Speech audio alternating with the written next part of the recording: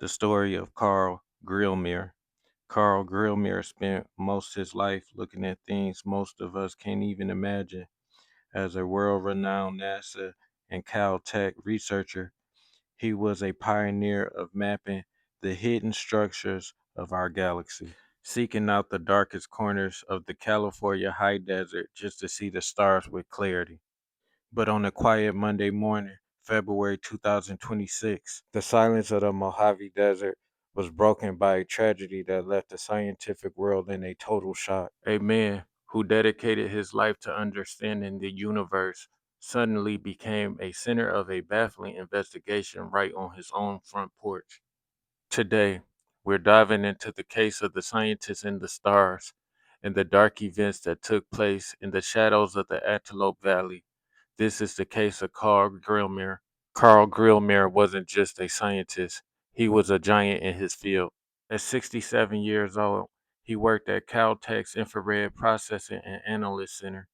He was even awarded NASA Exponential Scientific Achievement Medal. His specialty was stellar streams, traces of ancient galaxies that collided with our own.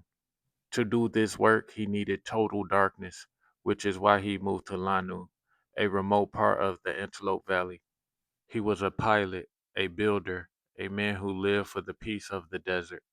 The morning of the incident, February 16, 2026, the peace ended abruptly at 6:10 a.m. on February 16th. Palmdale Sheriff's deputies responded to a distress call regarding an assault with a weapon at a home on 165th Street East. When they arrived, they found Carl on his front porch. Despite the efforts of the first responders, he had already passed away from a single injury to his torso. While the scene was being secured, a second emergency call came in. A carjacking just occurred nearby. Authorities moved quickly, intercepting a stolen vehicle and detaining the driver, 29-year-old Freddie Snyder. It was later discovered that the vehicle that Snyder was driving actually belonged to his own mother. As the investigation deepened, a troubling history came to light. Just 2 months prior, in December 2025, Snyder had been arrested for processing a loaded firearm in a vehicle. But the charges were dismissed and he was released, a decision that is now under massive public scrutiny. The connection and charges. One of the most chilling details is that Carl and the suspect had crossed paths before. In late 2025, Carl had actually contacted law enforcement to have Snyder removed from his property for trespassing.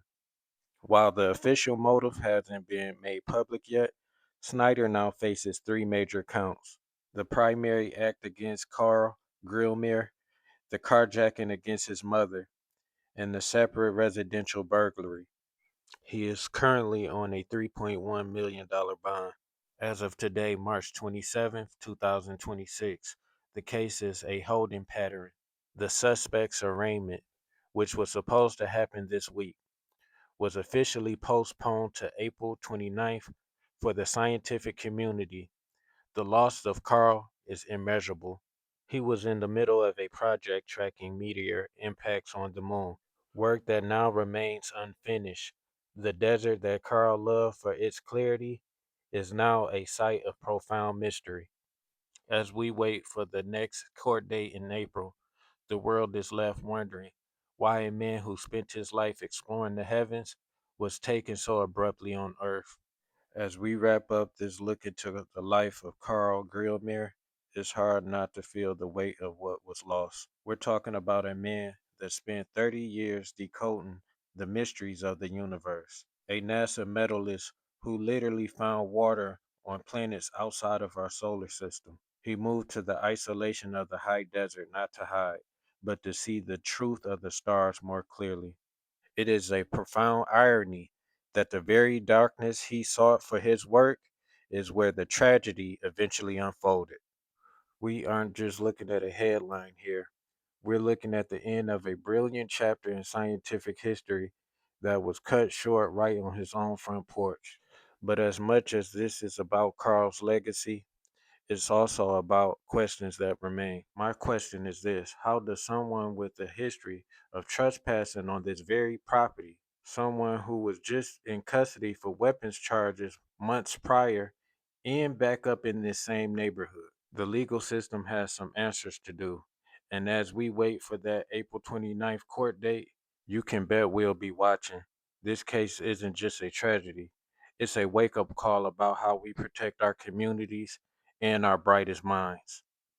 When the system fails to act on the warning signs, stories like Carl's become the cost of that silence. I want to say this to everyone that is currently following this investigation with me. I want to thank you for your energy. Your comments and your shares is what makes stories like Carl's not fade into the desert wind. We are a community. We are the voices for the unheard.